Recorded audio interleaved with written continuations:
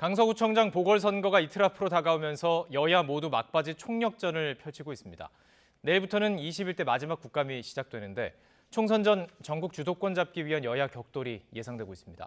이번 주 정치 이슈 원영섭 국민의힘 미디어 법률단 단장, 김상일 정치평론가 두 분과 전망해 보겠습니다. 안녕하십니까? 안녕하세요. 예. 자, 연휴가 마무리되는 이 시점에 또 함께해 주셔서 감사드립니다. 네. 자, 선거 마지막으로 치닫고 있습니다. 강서구청장 선거. 김기현 대표를 비롯한 여당 지도부 총력 유세 지원에 나섰고요. 이재명 대표도 오늘 퇴원하자마자 유세 현장을 찾았습니다. 양당 대표의 발언 모아봤습니다. 들어보시죠.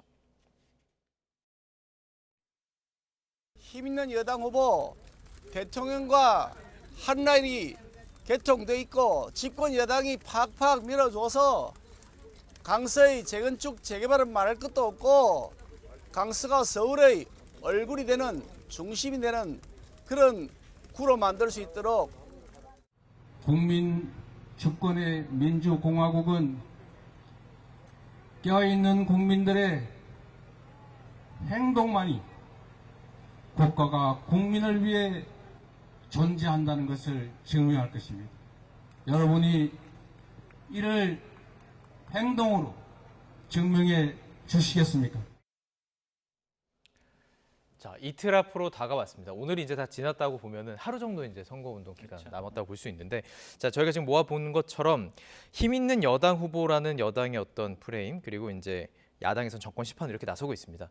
보통 이렇게 반대되는 걸 좀 여쭤보긴 하는데 그냥 직접 오히려 이제 속한 지금 어쨌든 당직을 가지고 계시니까 여당의 선거 전략 어떻게 평가하시는지 궁금해요. 지금 힘 있는 여당 후보 이렇게 나가고 있는데요. 아무래도 여당은 후보 간에 세우는 선거 전략이 결국에는 이제 중앙 행정부의 지원을 받을 수 있다. 이런 게 가장 이제 큰 어찌 보면 선거 전략이 될 수밖에 없거든요. 그리고 강서구가 생각보다 이제 또 개발해야 될 부분, 발전해야 될 부분이 앞으로 좀 많이 남아 있습니다. 네. 그러다 보니까 그런 중앙 정부의 지원, 그리고 이제 서울시장도 오세훈 시장님이시잖아요. 그러니까 서울시 차원의 지원 이런 것들이 체계적으로 받쳐주면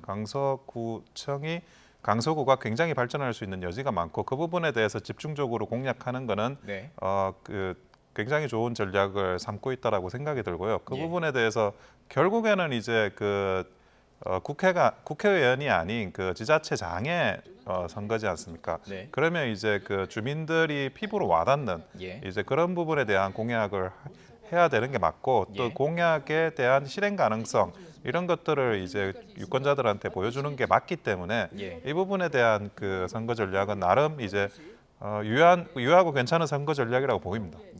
자, 그럼 야당의 선거 전략에 대해서 좀 질문을 드릴게요. 이재명 대표는 이제 퇴원길에도 지금 어쨌든 이곳에 가서 총력을 실는 분위기예요.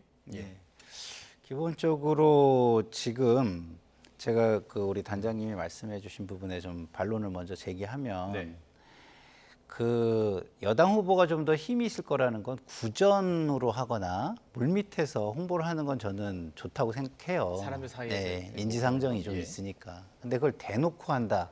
그건 저는 좀 아닌 것 같아요. 왜냐하면 그러면 우리 당 지자체장이 없는 데는 대놓고 차별하겠다는 겁니까, 뭡니까?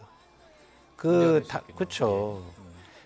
우리 당의 출신 지자체장이 아니더라도 열심히 하고 그다음에 충분한 근거를 마련하기 위해서 노력하고 그다음에 시민들의 뜻을 모아서 함께 열정을 보여주는 그런 지자체가 있다면 정부는 당연히 지원을 해야 되는 것이죠. 필요가 있으면 하는 것이고. 그렇죠. 그런데 이렇게 대놓고 지자체장에 따라서 우리는 편파적으로 할 거고 차별할 것이다 이렇게 얘기하는 거는 저는 굉장히 좋지 못한 전략이라고 생각하고요. 그렇게 뻔뻔한 정치권을 심판하겠다는 생각이 굉장히 강해지는 거예요. 여든 야든. 물론 저는 여당만 뻔뻔하다고 생각하진 않습니다.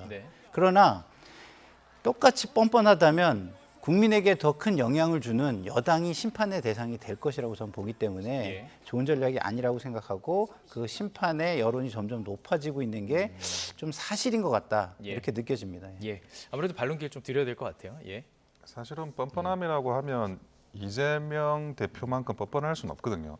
이재명 대표가 민주당의 어쨌든 당대표고 그분이 단식한 게 진짜 단식이냐, 단식 고소를 했느냐, 이런 이야기들 계속 있기 때문에 그 부분에 대해서 민주당 후보 입장에서는 국민의힘의 후보를 뭐 뻔뻔함으로 지적하기는 굉장히 좀 어불성설이다는 말씀을 드리고 그리고 예, 실제로도 그런 이제 그 여당과 그리고 무엇보다 이제 서울시장이 오세훈 시장이라는 그런 모든 점에 있어서는 또 국민들께 유권자들께 그걸 알리는 거는 그거는 뭐 어떤 경우에도 유효한 선거 전략일 수밖에 없다. 저는 그렇게 생각합니다. 근데요, 예. 계속 말씀드리지만 예. 이재명 당대표가 더 뻔뻔하다고 제가 인정을 하고 말씀을 드릴게요.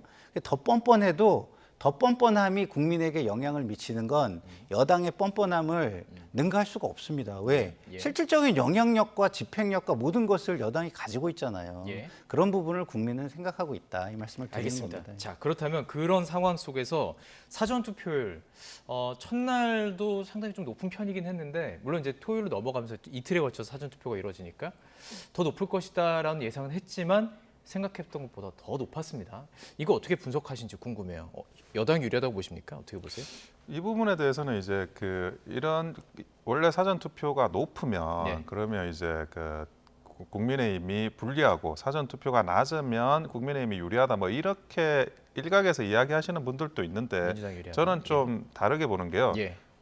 보통의 사전 투표율 정도를 따라갔다 그러면 저는 오히려 그 민주당이 유리할 수도 있을 것 같아요. 왜냐하면 기본적으로 강서구가 민주당의 당세가 조금 강한 지역입니다. 네. 국회의원 3명이 전부 다 민주당 분이시잖아요. 예. 그런 정도로 이제 어느 정도 민주당의 당세는 조금 더 위에 있는 거 맞아요. 네. 그런데 이게 추가적으로 지금 나오는 사전 투표율, 예. 예를 들어 뭐 역대 최고 투표율이라고 하니까 맞습니다. 예. 그런데 여기에는 그럼 플러스 알파가 발생한 거거든요. 네. 기존에 그러면 약간 당세 우위가 있는 그런 이제 민주당의 유리한 정치 지형이 아닌 예. 분명히 여기서는 플러스 알파가 발생했는데 이 플러스 알파는 저는 뭐 민주당보다는 오히려 국민의힘이 플러스 맞을 알파의 것이다. 이점을 예. 누릴 수밖에 없다라고 생각이 드는 거죠. 예, 예. 왜냐하면 이 전체적인 전국과 관련한 어떤 그 유권자들의 생각이 또 있으신 거고 네. 그게 만약에 통상 수준에 벗어나는 이상이 발생한다는 것은 분명히 이 통상 그 다름에 대한 어떤 평가를 하시는 거거든요.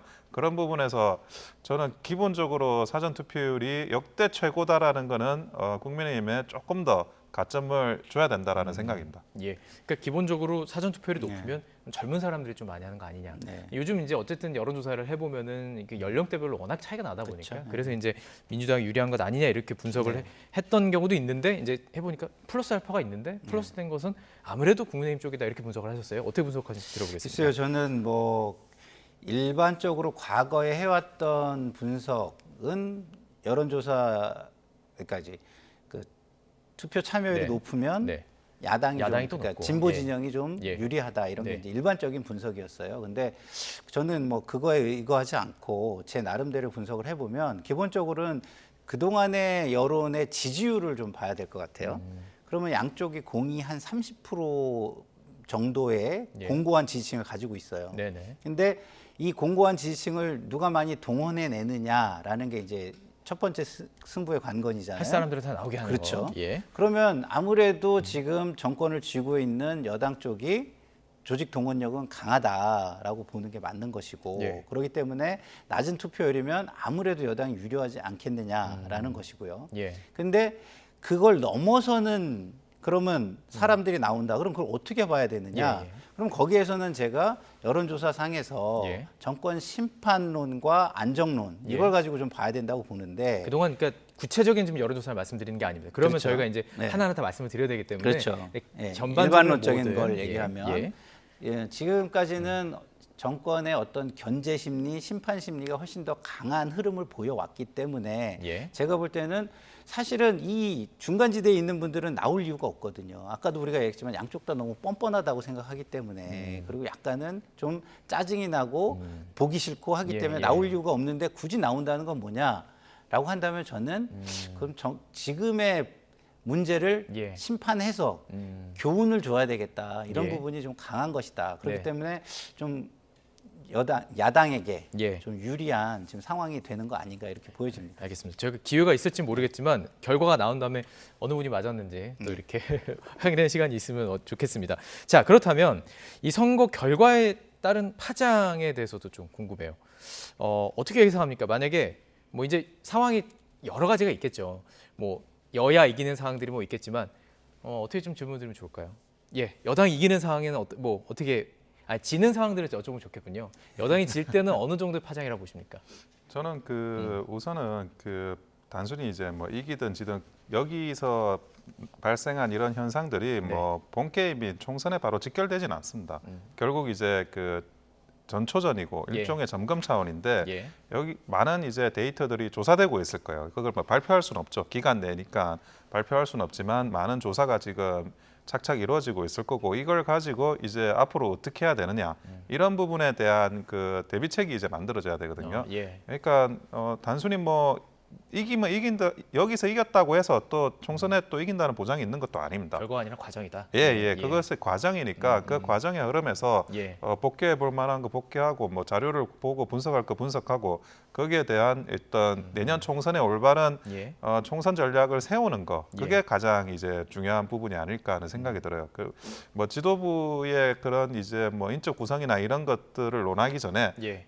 저는 이제 내용에 대해서 뭐 패배라고 한다면 데이터를 보고 좋게 또 반성할 수 있고 대비를 해 나갈 수 있다 그러면 또 이 지도부가 또 거기에 대한 어떤 경험이 있는 거니까 다음 지도부의 그런 뭐 교체 없이 그냥 하는 것도 나름의 저는 수라고 생각을 하고 있거든요. 예. 양쪽 다 이제 제가 최악의 수를 여쭤보는 건데 큰 차이로 진다면 정말로 막 15% 20% 갈까요? 그렇다면 어떨까요? 20% 이상 치면 20% 가까이 지면 이제 지도부가 어떤 뭐 모종의 결단이 좀 있는 상황이 있을 수밖에 없을 것 같습니다. 결국에는 이제 사람의 문제로 귀결되는 현상이 있을 것 같은데 뭐 그렇게 될 것 같지는 않습니다. 알겠습니다. 그렇게 대표하거나 그렇게 될 것 같지는 않습니다. 야당 입장에서 최악의 상황이 나왔어요? 야당 입장에서는 어떻게, 기본적으로 강서 지역 자체가 전통적으로 좀 유리한 지역이니까 거기에서 진다면은 굉장히 충격이 좀 클 거라고 보고 지도부의 타격도 있겠죠. 예, 그리고 총선에 대한 위기감이 상당히 커질 것이다. 그렇기 때문에 현 지도부가 그 위기감을 타개할 수 있는 좀 안심할 수 있는 대책을 내놓지 않는다면 굉장히 좀 리더십의 어떤 위기를 맞이할 수도 있겠다 이런 생각이 들고요. 네네. 그렇기 때문에 아마 제가 볼 때는 현재 당내 뭐 가결파 색출이니 이런 것들도 이 결과에 따라서 영향을 좀 많이 받을 것 같아요. 만약에 이제 패배를 한다면은 그런 거보다는 제가 볼 때는 어떻게 쇄신할 것이냐라는 것에 조금 더 힘이 실릴 것 같고요. 여당의 경우는 뭐 질 때 과거의 전통적인 어떤 지지를 넘어서는 차이로 지느냐 아니면은 그 정도 예상되는 정도의 차이로 지느냐 그거에 따라서 좀 다를 것 같은데 말씀하신 대로 큰 표차가 난다면은 제가 볼 때는 상당히 윤석열 대통령이 특사공천까지 했는데 그리고 윤석열 대통령의 특사공천이기 때문에 지도부가 저는 특사공천이라고 봅니다. 그렇기 때문에 그 특사공천 때문에 체면도 구기게 되고요. 그리고 지도부는 특사공천의 잘못된 점을 알면서도 대통령의 힘에 의해서 끌려가는 모습을 보인 게 되잖아요. 정치적 판단력, 리더십을 잃은 것이 되기 때문에 그거에 대한 책임을 요구받는 상황이 오지 않을까 이런 생각이 듭니다. 결과에 따라서 어쨌든 이 두 당 모두 앞으로 이제 선거 전략이라든지 말씀하신 것처럼 과정 속에서 여러 가지 변화를 줄 수밖에 없는 상황이라는 게 분명합니다. 자, 그런가 하면 내일부터 21대 국회 마지막 국정감사가 이제 시작이 됩니다.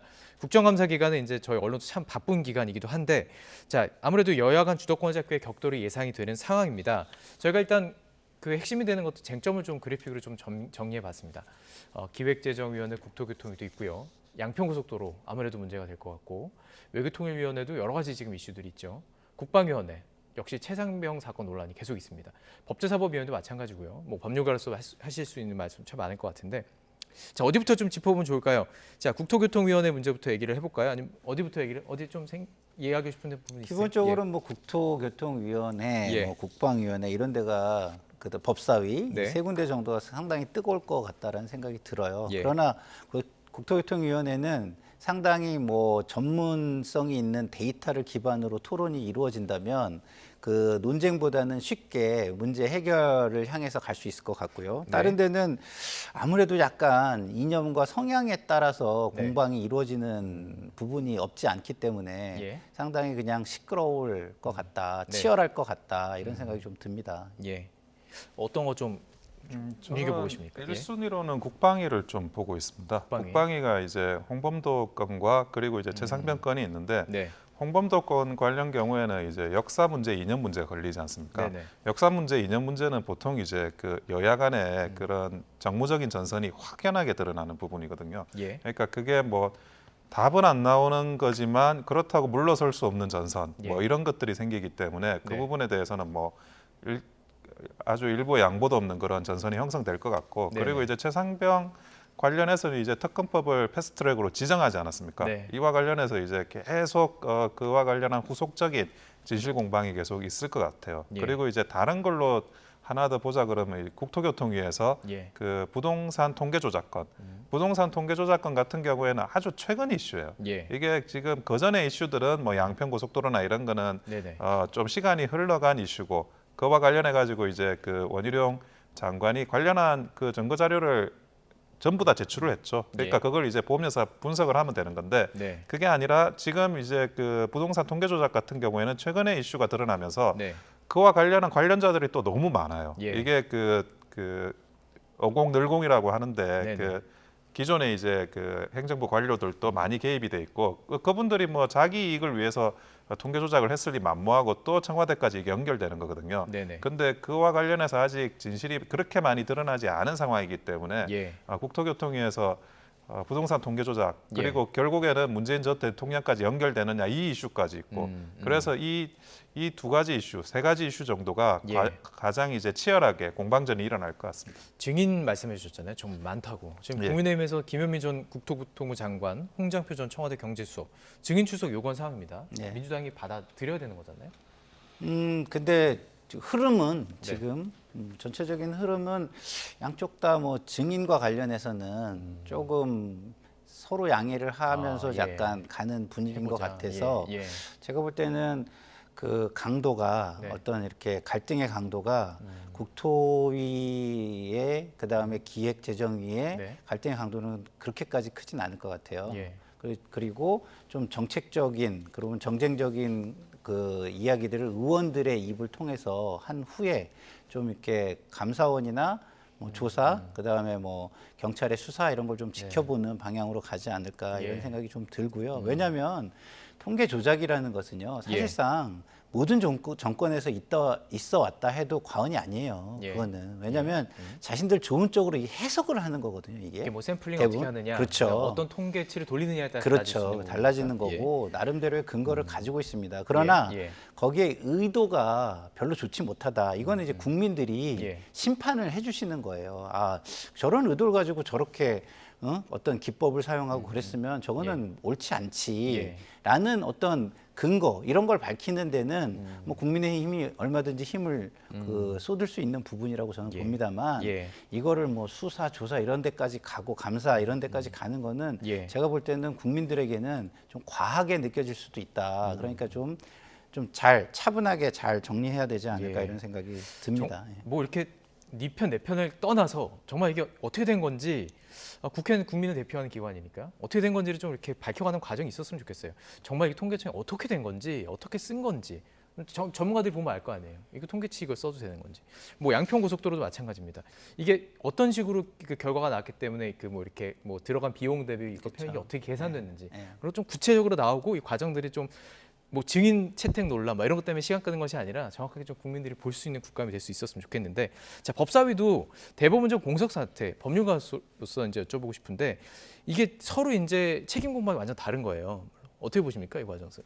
근데 이 부분과 예. 관련해서는 사실은 그 입법부가 입법부라고 표현하기도 좀 그런데요. 그 입법부의 거대 정당이 사실은 그 사법부를 무릎 꿇린 그런 이제 권력 분립을 예. 그 붕괴시킨 그런 현상이기 때문에 예. 제가 볼 때는 헌정사적 의미로 굉장히 큰 이런 나쁜 선례가 만들어진 거거든요. 예. 과거에 35년 전에도 이제 대법원장의 인준에 대해서 부동의를 했다고 하는데 그때는 어떤 상황이었냐면 그 2차 사법 파동이 있습니다. 2차 사법 파동이라는 게 이제 그 정권이 그 전두환 정권에서 이제 노태우 정권으로 넘어오면서 그 전에 이제 군사 정권에 부역했던 예. 그런 이제 대법원장에 대해서 그런 연판장이 돌아간 그런 일들이 있었어요. 근데 새로운 이제 대법원장도 과거에 예. 이제 군사 정권에 부역을 했다. 그래서 사법부 내부에서 이제 그 반대 의견이 있었던 거를 어찌 보면 국회의 그런 부동이라는 절차로 이루어진 거에 불과한데 네네. 이번은 그런 게 아닌 거예요. 이번에는 사법부 내부에서 뭐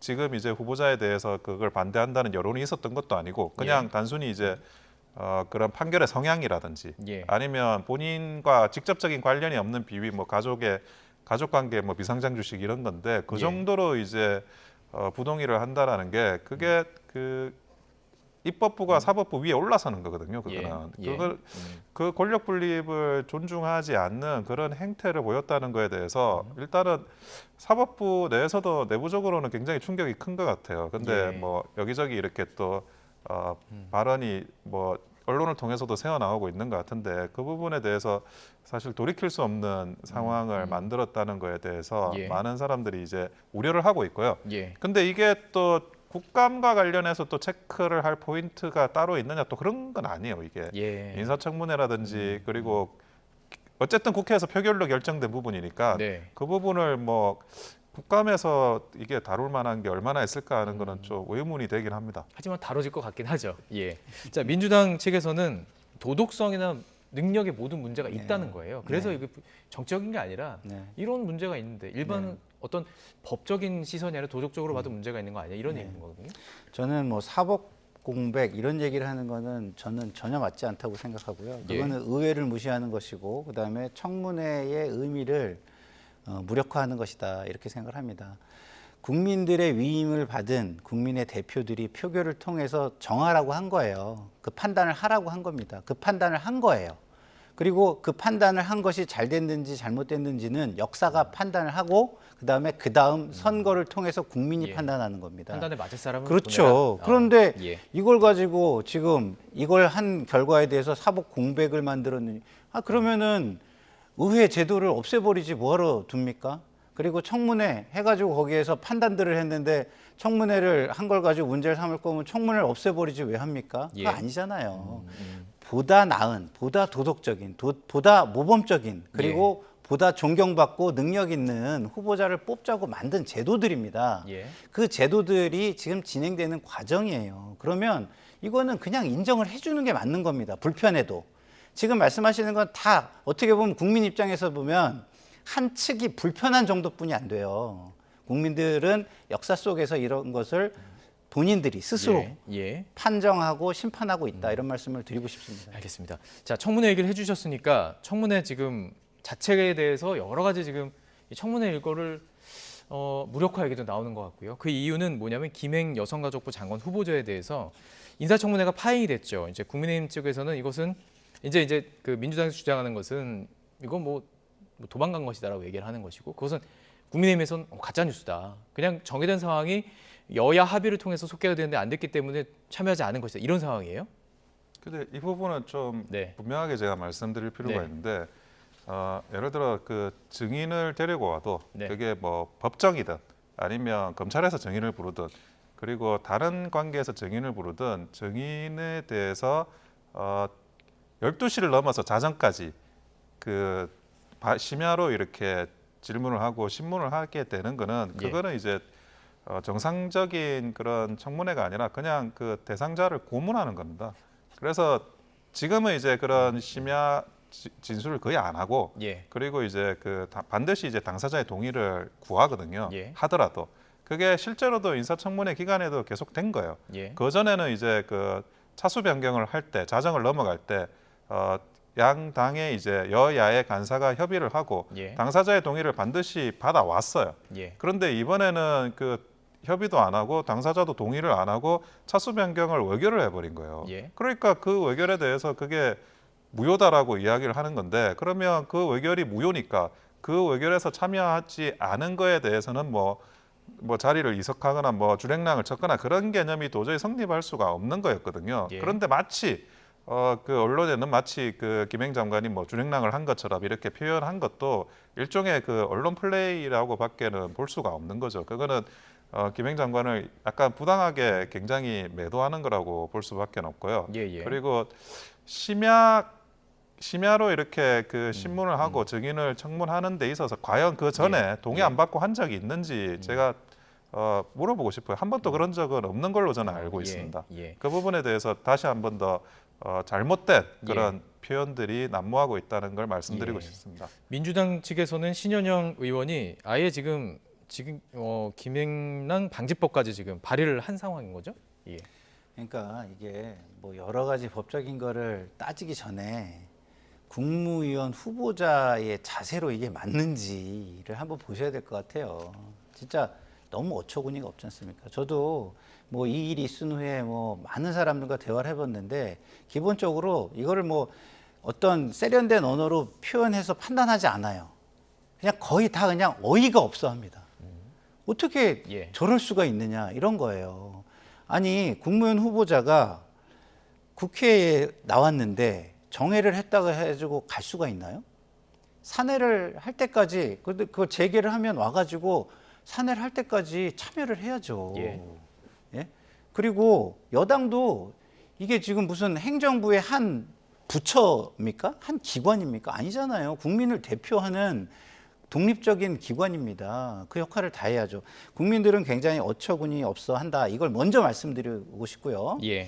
모든 것을 우선한다 이런 말씀을 드리고 싶고, 그리고 이제 법적인 걸 좀 굳이 말씀을 드리자면 우리 단장님께서 변호사시니까 잘 말씀을 해주셨듯이 예. 청문회는 청문회의 관행과 특수성이 있습니다. 그렇기 때문에 동의자의 그 동의를 얻어야 되고 후보자의 네네. 네. 그리고 이것을 청문회를 한다는 건 청문회 계획서를 채택해서 하는 거거든요. 그래서 청문회 계획서가 의결이 돼 있는 상황이기 때문에 이것을 변경하려면 청문회 계획 변경의 과정이 필요한 거예요. 예. 그게 맞습니다. 예. 그래서 이게 굉장히 심한 결함이 있는 건 맞습니다. 예. 근데 문제는 또 이런 건 있어요. 그러면 그동안 문제가 있고 결함이 있던 것들이 국회에서 의결됐을 때 의결이 효력이 없다라고 얘기할 수 있느냐? 이것도 또 문제인 거예요. 예. 그래서 지금은 굉장히 반반의 상황이고, 네네. 그러나 이게 법원으로 간다고 한다면 저는 의회를 존중해서 의결의 효력을 존중해 줄 것 같은 생각은 들어요. 예. 그렇기 때문에 지금은 굉장히 애매한 상황인 거예요, 법적으로는.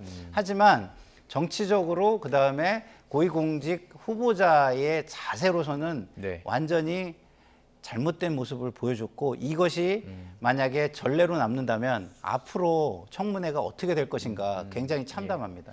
자, 이 주제로 끝낼 수밖에 없을 것 같은데 사실 뒤에 더 많지만 이 주제로 끝낼 수밖에 없을 것 같습니다. 지금 상황은 나오는 보도에 따르면 아무래도 임명할 것 같은데요. 그것에 따른 어떤 후폭풍이라든지 영향은 없을까요? 지금 이제 청문회가 참 이러려면 청문회 왜 하나 싶은데 그런 얘기 많이 나와요. 예, 근데 그 고성이 오가고 막말이 오가고 그래요. 예. 그리고 그 여가위원장의 그 진행도 굉장히 편파적인 것밖에 볼 수가 없고, 근데 예. 무엇보다 전문성이나 실력에 대한 검증은 전혀 안 하는 거죠. 그러니까 그 김행 장관이 뭐 그냥 하늘에서 뚝 떨어진 사람이 아니고 예. 뭐 대변인도 하고 그런 이제 언론인으로서의 전문성도 있고 그 외에 이제 정무직 여러 뭐 정당에서 어떤 직위도 하고 했던 분이잖아요. 근데 그 부분에 대해서는 이제 완전히 지금 제껴놓고 예. 다른 부분만 이제 집중해가지고 많이 물어보시는 것 같은데, 네. 근데 김행 장관이 기본적으로 능력이 있으신 분이고, 그리고 여가부라는 게 대통령께서 폐지를 공약을 했기 때문에 아주 그 포지셔닝이 모호한 포지셔닝, 아주 민감한 포지셔닝에 있는 부서라서 예. 어느 정도 그런 부분들을 정무적으로 핸들링할 수 있는 그런 능력 있는 분이 가셔야 될 필요가 있어요. 그 부분에 예, 대해서 예. 김행 장관이 그와 관련해 가지고 뭐 부족하거나 그런 부분이 있어 보이지는 않기 때문에 예, 임명하시는 게 맞다고 생각합니다. 마지막 짧게 이번 혹시 선거 결과가 임명에 영향을 끼칠까요? 어떻게 보세요? 저는 뭐 영향을 안 끼칠 것 같은데, 네. 안 끼치면 굉장히 문제가 커질 것이다 이런 생각이 들고요. 예. 대통령께 진짜 고언하고 충언을 드리는데 조금만 너그러워지시고 조금만 여유가 있어지셨으면 좋겠다. 그래야 성공한 대통령이 될 수 있고 저희도 행복해질 수 있을 것 같다라는 말씀을 간곡하게 드리고 싶습니다. 예, 알겠습니다. 선거 결과부터 좀 저희들이 관심 갖고 지켜보겠습니다. 원영섭 국민의힘 미디어 법률단 단장, 김상일 정치평론가 두 분과 함께 이야기 나눠봤습니다. 고맙습니다.